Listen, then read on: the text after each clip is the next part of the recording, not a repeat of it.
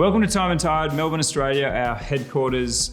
We are feeling festive. It's the end of 2021.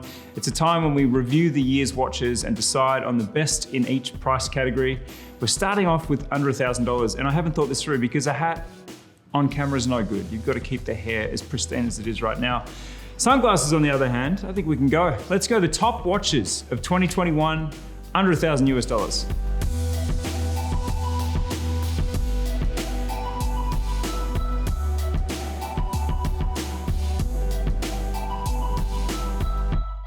Look, I'm going to take these off too because who wears sunglasses inside? That's ridiculous. Let me explain the rules of the game. Firstly, you have to tell us what you're wearing. I am wearing our Zenith Night Surfer Defy Classic Skeleton today. I'm curious to see what you are. Tell me. And secondly, how does this work? I'm choosing watches from Time and Tide's Now magazine, which is a collection of the best watches of the year every single year. We have some exciting news about this magazine for 2022, but for now, you can buy this magazine from us and get basically a collection of everything that was released, or the best of it. I'm choosing my favorites from each price category in the magazine, and today we're starting at the most popular price category of all, under $1,000 US. Now, my first pick. You ready to rumble? Let's go. Number one, it's that hype brand of hype brands, Baltic, the HMS 002. Now this watch is quite different to the last two hype watches of theirs that have sold out in the last few weeks, which have been the chronograph versions. This is the HMS 002 time only. And this is a sector dial. We have grained and brushed finishings to the silver dial. We have blued hands, and we have the ultimate in vintage size, comfortable wearability of 38 millimeters. Now, Baltic has grown in prestige over the last couple of years. It's been so exciting to watch them. They actually gifted us a prototype that we sold in the bushfire auction of January last year. And that sold for some crazy price like $5,000 US. And that really began to signal that Baltic were going to tear through the roof. And 2 years later, that prediction has come true. And at 550 Australian dollars, you're getting a piece of this super hot micro brand market, one of the brands that just continues to surprise and delight. Well done, Baltic.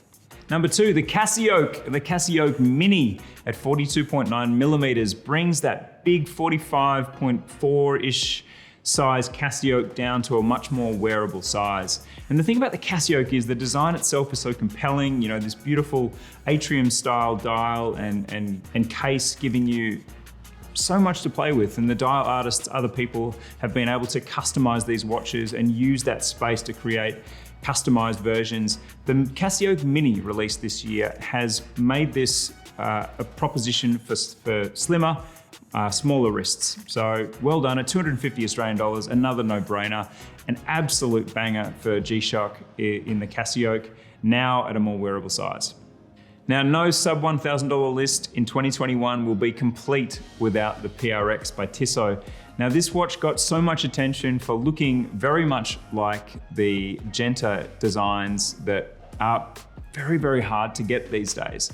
However, a little more digging reveals that the PRX is based on a model from Tissot that is historically from that era, and also very similar in terms of its design elements. So this watch has genuine provenance, and the quartz version at 550 Australian dollars is at a really touchable price. So in terms of specs, we have a very slim watch, also 40 millimeters in size, which is really comfortable for just about all wrists, and we have it at a price that is not going to break the bank.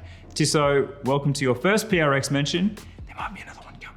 Number four, Hamilton, a brand that we are getting to know better and better every day, because in Australia we've been deprived of this brand forever.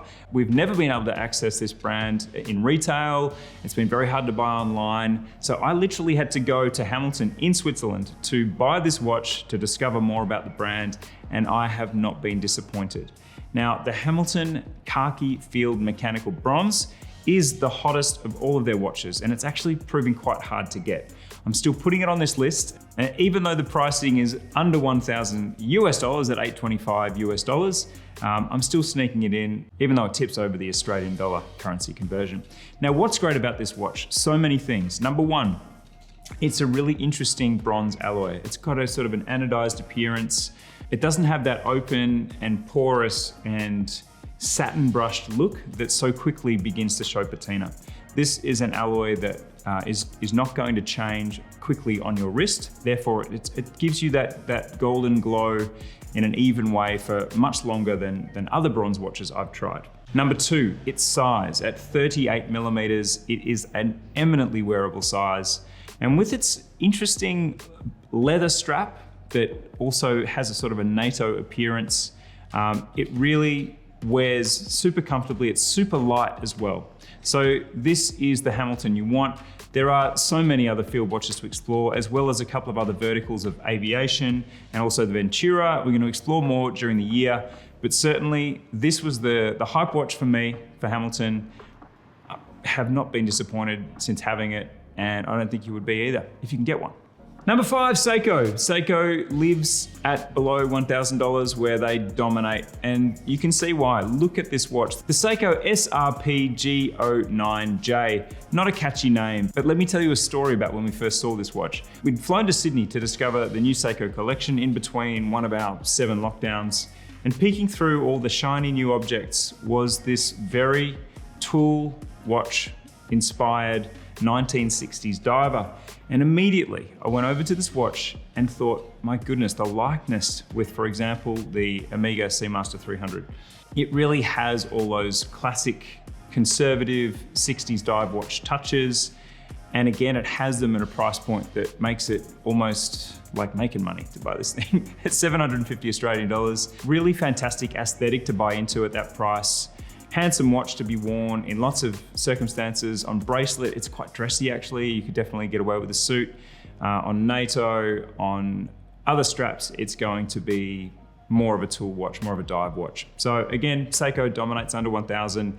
This watch was an absolute standout for me, bringing that 60s diver aesthetic to the price point.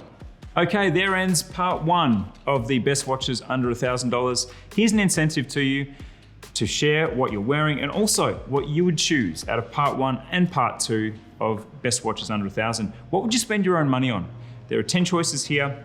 Tell us below and we will send 2 commenters a copy of this magazine, much to the pain and anguish of my CFO, who doesn't like sending watches from Australia to anywhere. So sorry, Luke, we're sending out the mags.